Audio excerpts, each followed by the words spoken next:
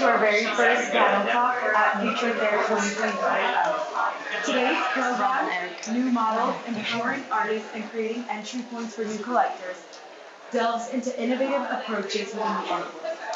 The hope is to have a candid conversation that pulls back the curtain on the artist-dealer relationship, how trust is built, collaborations take shape, and how both sides navigate the art market together.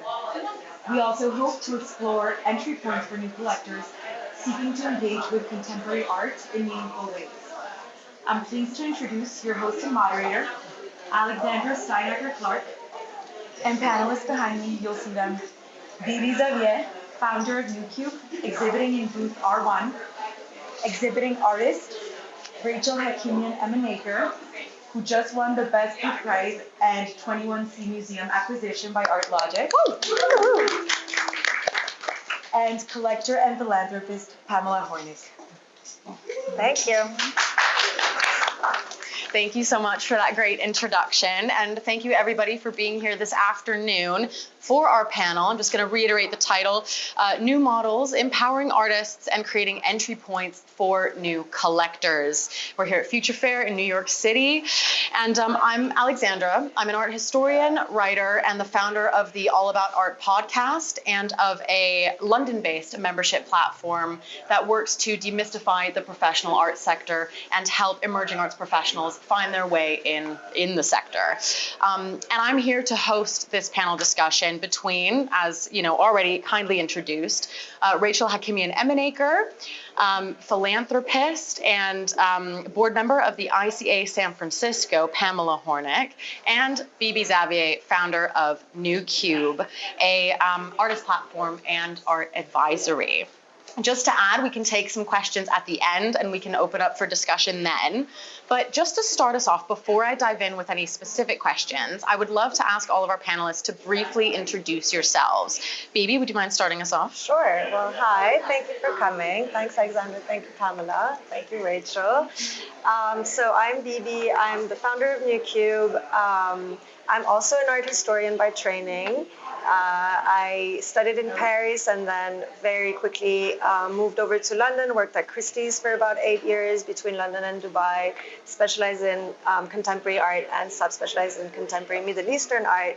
And then after about 12 years working at different auction houses, I left and started newcube just before the pandemic happened with the goal to support artists and try to shift a little bit of the traditional systems in the art world. And we also do traditional art advisory for collectors internationally, and we work with now 13 artists, one of which is Rachel. We're very proud to show here at Future Fair this year. Pamela? I am Pamela Hornik, and I am the mother of 4 grown children, 2 small dogs, and I've been volunteering at the Cantor Arts Center for about 15 years, where I sit at the front desk of the museum where people walk in, and that's sort of where my entire art journey started. Great. And Rachel? Hi, I'm Rachel. I'm based in Los Angeles. I'm an artist. And I'm so happy to be here with all of you today. Great, thank you all. So, I'm just gonna. Pamela, I would like to start off by directing my first question to you. You know, you're not only an art collector, but you are also very involved with the arts landscape. You know, you just said that you are on, I think you're on the board now as well of the Cantor Art Center at Stanford University, as well as the ICA San Francisco. So tell me, what are some of your motivations behind art collecting? And do you have any certain processes when it comes to identifying promising artists or artworks to add to your collection? I wish I had a process. I need a process. So, you know, I should come to you for a process. So, I mean, I started collecting. I didn't grow up in a family that collected art. I didn't grow up going to museums. I was really exposed. We always took our kids to family days at museums. My exposure to art came from volunteering. I wasn't a donor at the museum yet. I wasn't on the board, but I knew that entering into this museum, it's the Cantor Art Center at Stanford, which I actually went on a field trip with one of my children. I don't remember which one. And I knew how I felt while I stepped into that museum, and I knew I wanted to feel that way again. So I volunteered. And that was, like I said, it was sort of like a gateway drug into the arts. Yeah. From there, I started to go on studio visits in San Francisco. And my husband, who's here, we collect together. We really just bought what we liked. I mean, I don't have an arts education background. I didn't work at Christie's. I didn't even study art history. So I was really a blank slate. I didn't have any knowledge of how the art world worked. I thought you could just walk into a gallery and buy things off the wall. I didn't realize that there were all these guardrails and all of these different processes that you have to jump through. Yeah. So it's taken me, I guess it's been about 15 years, 12 to 15 years that I've been collecting. So it's taken me that long to sort of navigate through the art world. And I still find myself that I just basically buy what I like.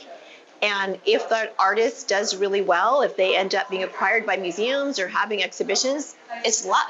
I'm thrilled to support them through that. But we've never looked at our collection as an investment. I mean, maybe we should have, but that's not how we've been approaching it. Yeah. So. Yeah, I mean, if you're not going and thinking about then maybe reselling down the line or anything like that, and many collectors, one of the best things to do is collect through passion, and collect through your taste and what you like, and that's great. But I question myself. I mean, I have a lot. I know my husband doesn't question himself, but I have a lot of questions. Like, should I maybe not have bought 10 $5,000 paintings and one $50,000 painting? Because, like, I know. There are a lot of great art advisors out there. Some of them are my closest friends. Yeah. And they may tell you, no, make this more of an investment piece, but that's not how we've guided our collecting. It's how I ended up with a crazy dog art collection as well. So I would never tell someone that there's one way to collect. I think it's very personal, and anyone that supports the art, it's great no matter how you do it. How you do I don't know if that answers the question. Yeah, it definitely does. And, just moving on to you, Rachel, talking about the art, you work across mediums. You work, with installation, with sculpture, with sound, with textiles. Can you tell us more about your artistic practice, and in particular, the series that you're showing here at Future Fair, which is just right around the corner there for anyone who hasn't seen it yet. And, how did this project come together with newcube? Yeah. So I do work across a lot of mediums, and Yeah. I would say primarily I do work in installation. I really enjoy materials. I enjoy material history and like where they come from, where things are sourced, where things like practices. Yes, Oh. I really enjoy like craft practices, especially looking at my background and where I grew up. So often I'll work with things like tile making or batik or I'm trying to think what else, like clay, ceramics, or different forms of textiles. And that's more from when I moved to the US and I did my BFA and my MFA here. I got to learn about art history. I didn't have any art background. I didn't have any training. And so when I came here and I was like encountered like this amazing world of like painting and all this like the Western canon, it was amazing. But when I finally got to make work that was more what I wanted to make, I went back to kind of the materials I grew up with. And that is, so batik for me, like especially this series, it's a way for me to talk about the stories and the histories that I'm interested in, but using also the materials that I grew up around. And I'm really interested in just how materials move along with people. Yeah. And you're exhibiting with newcube. And so Bibi, what are some of the ways that newcube.art empowers emerging and underrepresented artists? And also I want to ask you, how do you feel like that differs from the traditional gallery model? So thanks for asking that question. That was really, as I was mentioning earlier, it's really can everyone hear? Do you guys want to just all come closer? Because I'm just realizing that it is kind of loud. So if you guys just want to come and we can all snuggle a little bit. and we'll try and yell. We'll project. And I'll try to speak loudly too. So when I started newcube, the idea was to really try, I'll go a little bit, I'll backtrack a little bit. When I was working at auctions, I had collectors sending me their wish lists of different artists that they were looking for. And, I would kind of compare these wish lists and see that everyone's looking for the same 10 artists at the time. This is 2018, 2019, when everything started to, for the younger artists, the ultra contemporary artists, things were really moving a lot. And so I was looking at this wish list and seeing the same names. And I started getting very frustrated by it because I was thinking these collectors are not really buying with their eyes, but really buying with their ears and not looking at the work. And I'm a pretty calm person, but with one of the collectors I'm closer to, I got very frustrated and I surprised myself at expressing this frustration, and I thought, okay, I need to do something about it. And so when I was starting to think about newcube, the idea was to be shifting the focus on artists rather than on collectors, which I was doing for over a decade at Christie's, and helping the artists around me by just giving them regular guidance and like making sure they get contracts when they work with artists, making sure that their works are taken care of when they're at galleries, etc. So the idea was to really try to shift that focus towards artists rather than collectors in the market.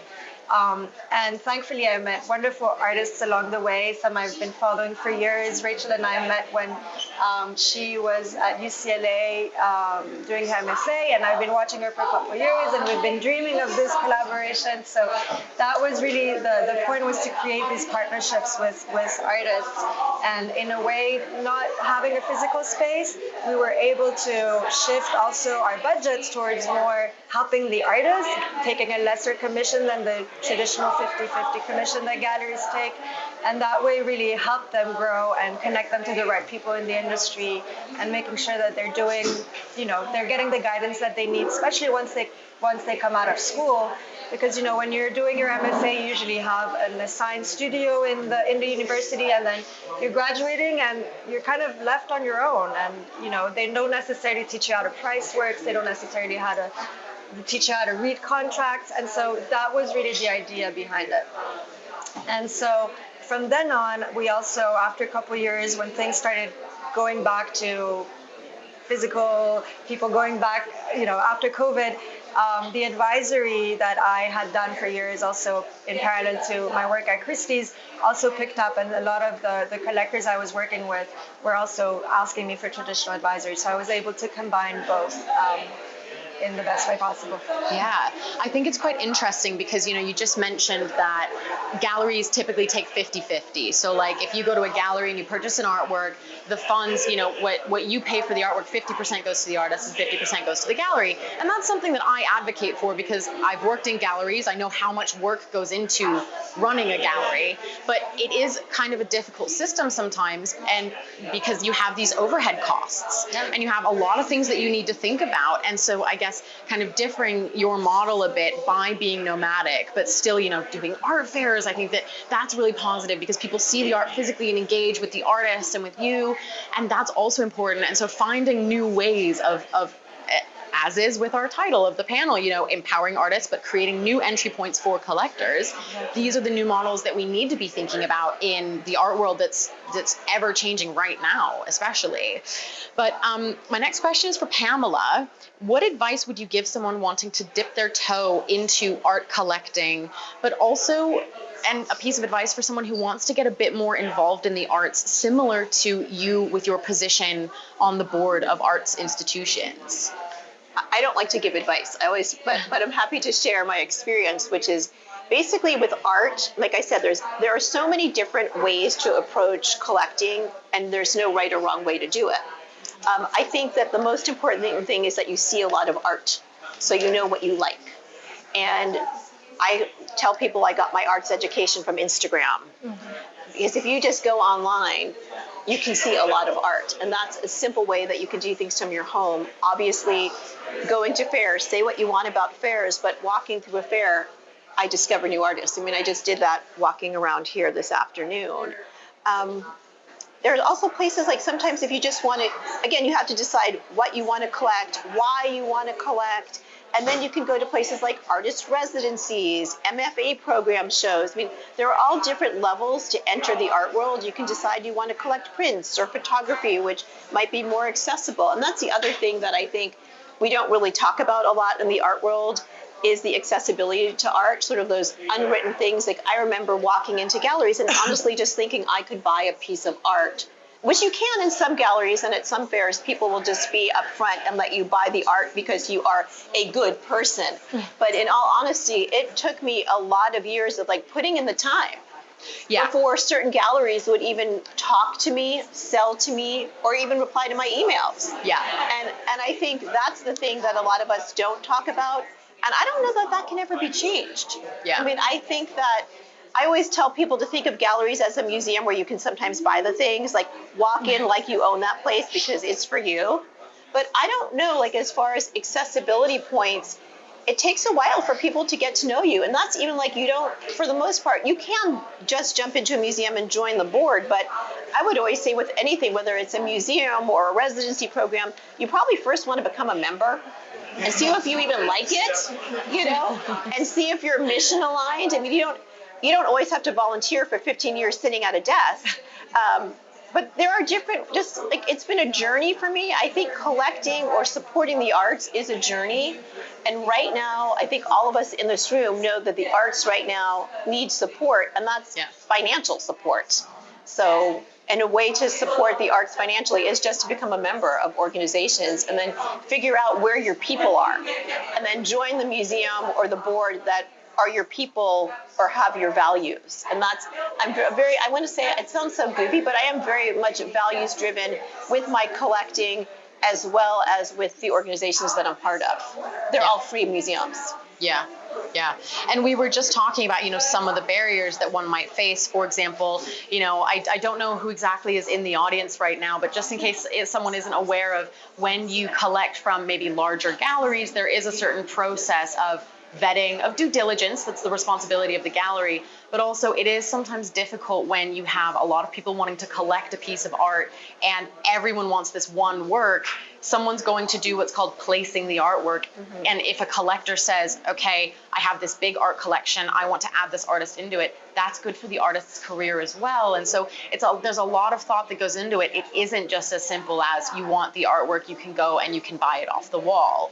But in terms of maybe, other barriers that some new collectors may face when entering into the art world, Bibi, I'd love to ask you, more on that collectors and advisory side that you have with newcube.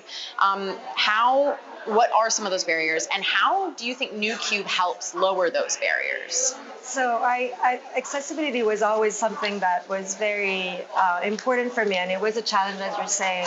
A lot of people around me were asking me how they can bid at auction. I had no idea if they can actually even come at auction and bid, or how, a lot of people would say that they were intimidated walking into a gallery and asking the price of a work and all of this. So that was also something that from the beginning with newcube, I was really trying to keep in mind and try to think of, good ways of shifting things a little bit if I can. And so, it takes little efforts, such as very early on with COVID, when we launched, we very quickly launched a marketplace because all the artists were sitting at home and they needed a platform to sell their works. And so we realized that a lot of young collectors, people from my own generation, or people even younger who are looking to buy their first artwork, might need to, for instance, be able to pay in installments. So while we were building the platform, we really tried to find solutions for installment payments. So, they could pay in 2 or 3 times. We're very open to doing that. We do appreciate, obviously, like you said, that some galleries, there's a lot of competition for some artists, and they need to be very mindful of who they're placing the work with. But in terms of the marketplace, the idea was that all the works are under $10,000. These are all artists that we're presenting as human beings before artists. So we're making sure that people can talk to them, people can book a studio visit with them, their CV is there, there's a video about the artist. And so that way it just made the whole art collecting experience more fair, more purposeful in a way, and sort of really connecting with the person before the artist. So that was, I would say, one of the ways of building those bridges was really to make it more accessible and easier for people to acquire their first artwork. Yeah, you help them to navigate, exactly, which is, I think, one of the scariest things when you're starting out, like we did, with no knowledge of the art world at all. You don't know. You make some mistakes, you figure things out. But I always tell people, if you work with someone, they will help you to navigate. Yeah, that's the thing, and I feel we've talked about this a couple of days ago. It's just my experience at Christie's and some of the, I'd say probably the biggest auction house was really impactful in the way that I built those connections and was able to then apply things that I had learned there, which I think was honestly the best school for me, to then make sure that the relationships with collectors and artists is done in a way where people, I'm really collaborating with everyone, and I'm trying to help people. Every collector has their own needs and their own way of navigating the market, and trying to adapt to them and talking to them at the levels that they need support and guidance and advice. And so that's what I've been trying to do with newcube. Yeah. And Rachel, when with art collecting wouldn't exist without the art that's made by the artist. And I wanted to ask you, from an artist's perspective, what does collecting contemporary art sort of mean for you and your career? Do you maybe feel like this prospect of potential collectability impacts how you approach your practice? Or, do you not feel that at all? Is it just like, you're able to shut that out? Or how do you kind of navigate that within yourself and within your process of making and thinking about how you approach your work?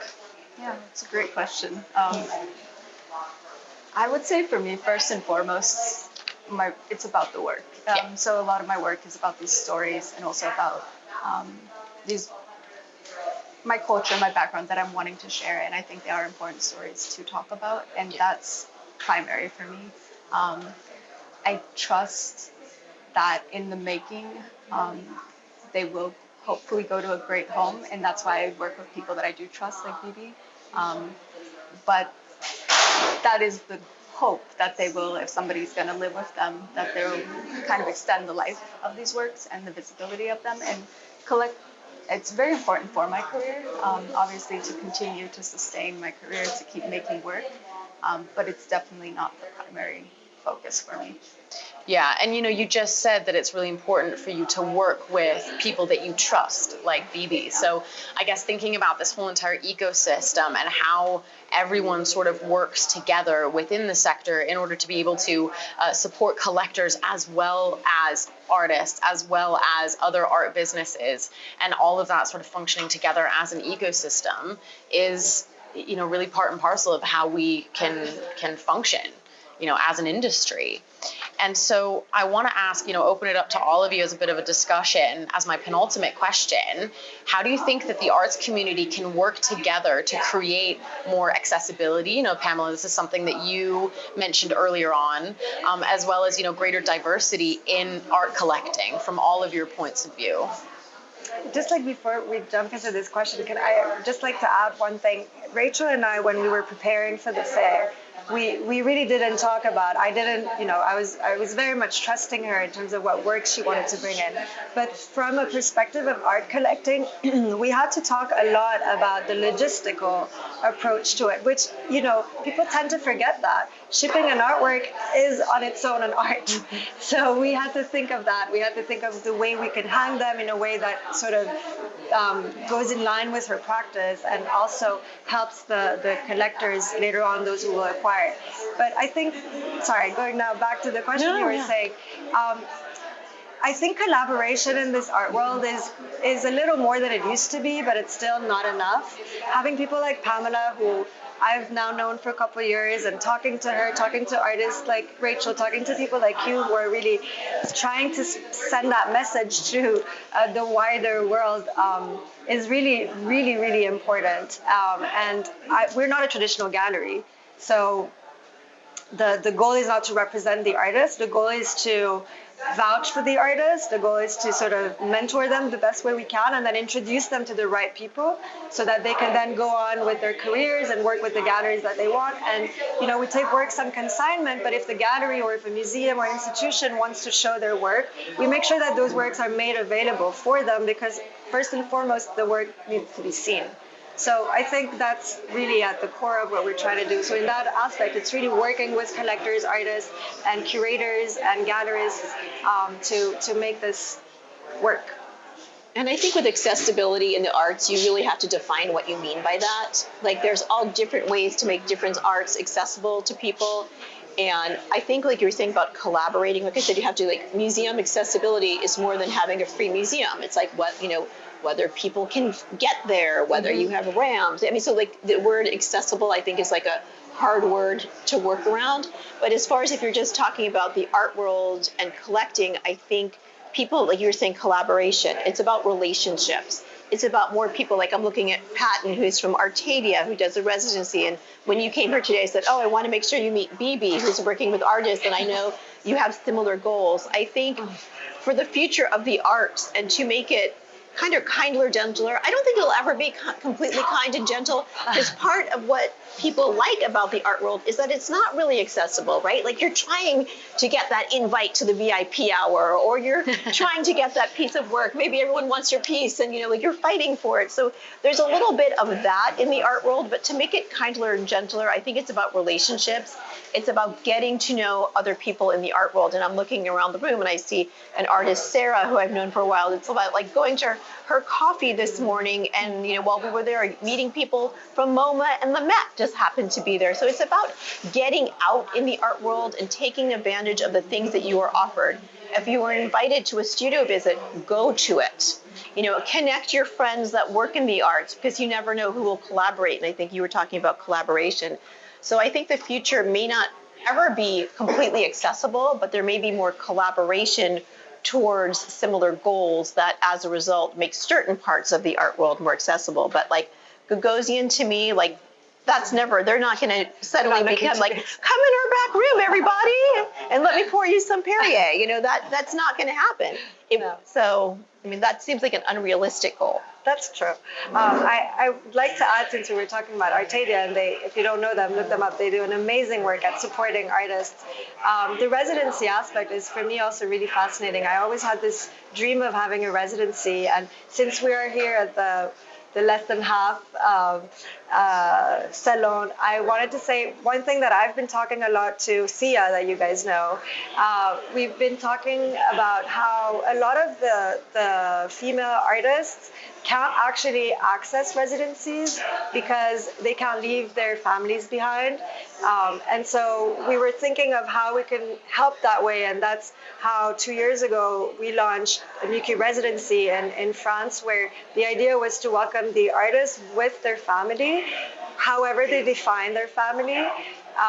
And so to offer them a space where they can practice. And again, in a way, that's also opening the doors into some opportunities. And again, collaborating. These artists sometimes work with galleries, so we talk with the galleries about it, we work together. And so these are little things that we try to do. Maybe it's a little idealistic, but I feel like if we start, then maybe some things will shift. We might still not get access to the back room at Gagosian, but things might shift. But do we even want that? No. Really? I don't know. Maybe you do, so you can say you did it. But that's it. But no, I think the residencies, the more I get to know about things in the art world, the more I see the importance of residencies in mentoring artists. Yeah. Because I think that's a whole other part of the art world. Like, I'm a collector, and I just see this piece of art that I want to acquire for my collection. But before it gets to me, there are so many different places, and I think if artists aren't supported, it's a big problem. Yeah, that's right. Yeah. And Rachel, how about you? How do you feel like we can sort of work towards greater accessibility in collecting from an artist's point of view? Is it like, do you feel like having a mentor and having that support is really what you need? Do you feel like, is it comfortable for you to like reach out to people, invite them to your studio? Like what is that like from your point of view? Absolutely. So for me, I'm not very comfortable just reaching out to people or anything. So having a mentor and having someone who's there helping you or reaching out to people on your behalf is huge. It's very important. Like an advocate, someone to support you. Yeah, I think that's a massive thing. And also, not a lot of artists are great at that. A lot of artists are like good at being in the studio, but then that other aspect is like so-so. And so it's really amazing to have advocates in the arts. Yeah. I'm going to ask my final question to you all, and I kind of have to ask this as someone whose mission it is to demystify the professional art sector. So it's kind of coming from a selfish point of view. But for any emerging arts professionals out there, within the first few years of their career, what sort of educational resources, networks, or other opportunities would you recommend for gaining insights and navigating the complexities of art collecting? This question is meant to be from all perspectives, because, you know, often arts professionals are also collectors, or they're also working with collectors. And so I think taking a holistic approach to that is really important. So I'd love to hear your thoughts on that. So similarly to yourself, who is part of AWITA, it's the Women in the Arts? Association of Women in the Arts, over in the London. UK. We have a similar thing here in the US. It's called the Art Table. And so I've been part of the Art Table since I moved to the US in 2017. And through that, I've been trying to, I was mentored at the beginning myself, and then now I've become a mentor, and I'm working with different students or people who want to enter the art world in different ways. So I think, and I've been encouraging a lot of students, a lot of artists, a lot of people that I know who want to join this community, to really not be scared to reach out to people. I often say, you know, people love to talk about themselves, and so if you are inspired by someone, even if you feel like they're not really accessible, just email them. I don't know, text them on. You and I connected How did that we way. meet? Yeah, I was wondering. I was sitting here met. thinking, how did we meet? Because we met up in London. Yes, we did. But firstly, we met because Through I think, Instagram? Yeah, through Instagram. Yeah. So you know, it's just Instagram. like, yeah, like don't be scared to reach out to these people. Be part of these programs that offer mentorship. And at any level in your career, you need a mentor. It's not like at some point you just become a mentor. No, you always need a mentor. And so kind of not be scared of reaching out to these people. And because people like to talk about themselves, usually if they're kind people, they would love to take 15 minutes for a coffee or 30 minutes for a chat on Zoom, just to kind of, you know, chat with you. I've had the pleasure of talking to you last year that way as well, just to kind of get an advice and reach out to different people. So I think that's my advice. Yeah. I mean, I think that's sage advice. And that can be for whether you want to be involved in a certain arts institution, is to reach out to other people. I mean, I really think that's it. To me, it's really, this art world is all about relationships. In every single aspect that I'm involved, it's about relationships and seeing people. It's about, even when I come to the fairs, I want to see these people who also love art. And I think everyone who came out today in this crazy week, we're all here because we're passionate about many aspects of the art world, but it is about like collaborating and reaching out. And I have a son who's a composer, and I've watched what residencies have done for him, and it was about collaboration and mentorship. So I would never want to tell, I have another son who has a studio art degree, and like I would love for him to find a mentor or to apply to a residency. I think there's so much value in learning from other people in the arts, and really reaching out. Like, and you can reach out through Instagram. I mean, I have met some of the most interesting, fabulous collectors, and that's the other thing. Follow other collectors. I love seeing, actually I saw that she was here yesterday. Is it Carla Shen? She was here visiting with you yesterday. I was like, I love seeing not just what she's wearing, but you know, what artists is she looking at, or what artists are part of her collection.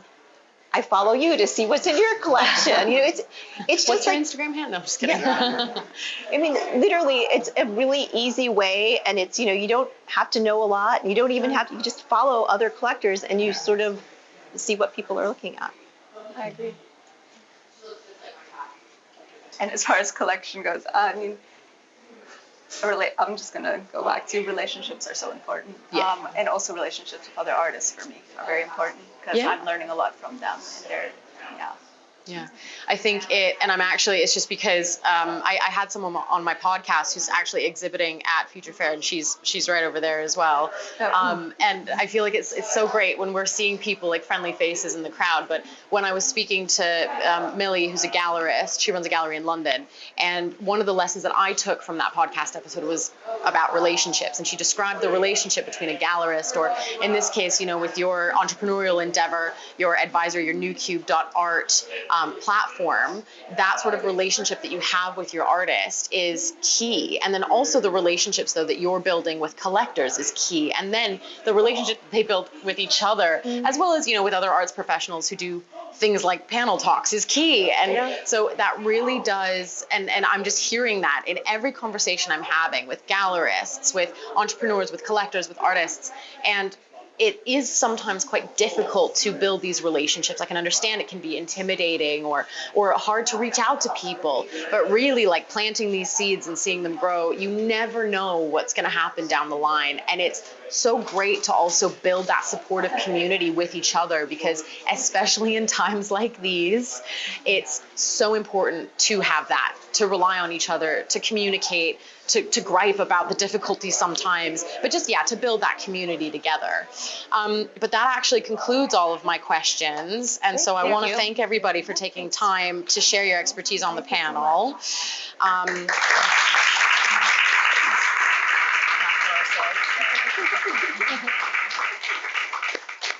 And I want to open up to questions. If anyone has any questions for our lovely panelists or for me, but.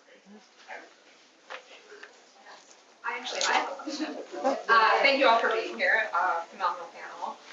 I really loved Pamela's point about having to define what accessibility in this world means, because I think oftentimes we think of it as socioeconomic accessibility.